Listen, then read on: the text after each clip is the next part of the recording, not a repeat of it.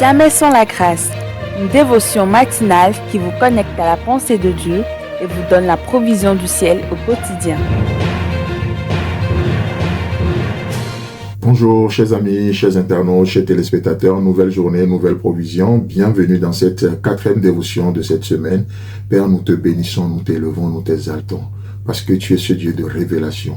Là où la religion nous fait taire, là où la religion met la pression sur nos vies, par ta révélation, tu nous libères. Tu brises les jougs, tu brises les chaînes et tu nous donnes de la liberté encore aujourd'hui. Et c'est en toute liberté que nous cherchons à te connaître. Nous cherchons et nous continuerons toujours de chercher à te connaître. Béni sois-tu. Amen.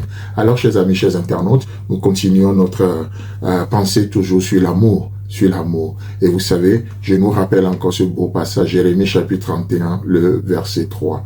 De loin, peu importe la distance, de loin, l'Éternel se montre à moi. L'Éternel se montre à moi. Voyez-vous? Donc, il se montre à Jérémie comme il se montre à moi, comme il se montre à toi, comme il veut se montrer encore à nous ce matin. Donc, la distance, la révélation. Et la troisième chose que nous notons ou que nous voyons ce matin, c'est pourquoi il se montre à nous. Lorsqu'il se montre à nous, quel est le contenu? Quel est le contenu de la révélation?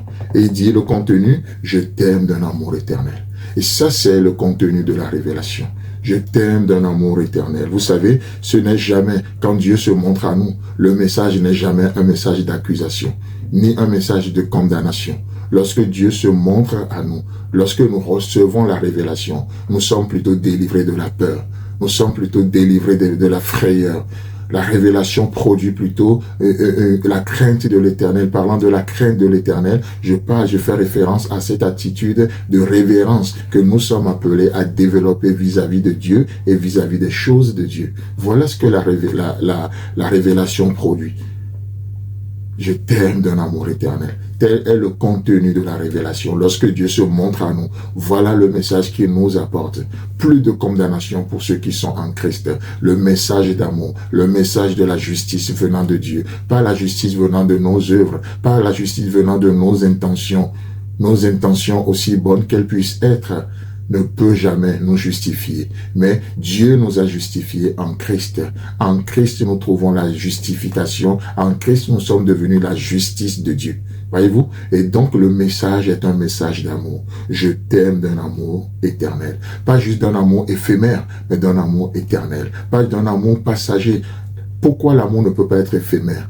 Le vrai, le véritable. Pourquoi il n'est pas passager? Parce que l'amour, c'est Dieu. Dieu est amour. C'est de là nous venons, n'est-ce pas? 1 Jean chapitre 4, le verset 8. Dieu est amour. Et si Dieu est éternel, alors son amour est éternel. Si Dieu est éternel, alors sa bonté est éternelle. Si Dieu est éternel, sa miséricorde l'est également. Sa miséricorde porte le caractère, la signature de Dieu lui-même.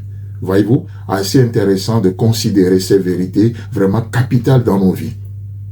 Oh, combien parfois nous pensons que parce qu'il y a telle situation, Dieu ne nous aime pas, ou Dieu ne peut plus nous aimer. Dieu dit non, n'accepte pas le mensonge, n'accepte pas le mensonge de la religion, le mensonge de la religion qui te fait croire que tu peux perdre ton salut, que tu dois mériter ton salut. N'accepte pas ces mensonges-là. De loin, c'est vrai, nous venons de loin, mais nous allons désormais quelque part. Dieu est amour et il nous aime. Je t'aime d'un amour éternel. Quand Dieu se montre, c'est qu'il a un message, n'est-ce pas? Le message d'amour. Car Dieu a tant aimé le monde. Le plus grand des amours. Car Dieu a tant aimé le monde et il a donné son Fils unique, Jésus-Christ, afin que quiconque croit en lui ne périsse point, mais qu'il ait la vie éternelle. Chers amis, chers internautes, je ne sais pas ce que tu traverses en ce moment, mais Dieu désire te donner la vie. Dieu désire te vivifier. Là où la mort a fait de ravages, Dieu veut te vivifier au travers de la puissance de son Esprit Saint, au travers de la puissance de la prédication, de l'évangile, de la parole de Dieu. Oh, que cette vie embrase les domaines morts de ta vie. Que cette vie embrase les pensées desséchées. Que cette vie embrase les ossements desséchés dans ta vie. Au nom puissant de Jésus, reçois la vie de Dieu et lève-toi, car Dieu t'aime d'un amour éternel. Que Dieu te bénisse. Si vous avez aimé cette émission, parlez-en à vos amis. Parlez-leur du message de la grâce et de ce qu'il fait dans vos vies. Pour un sujet de prière, une question ou pour devenir partenaire, contactez-nous au 00229 94 75 80 20.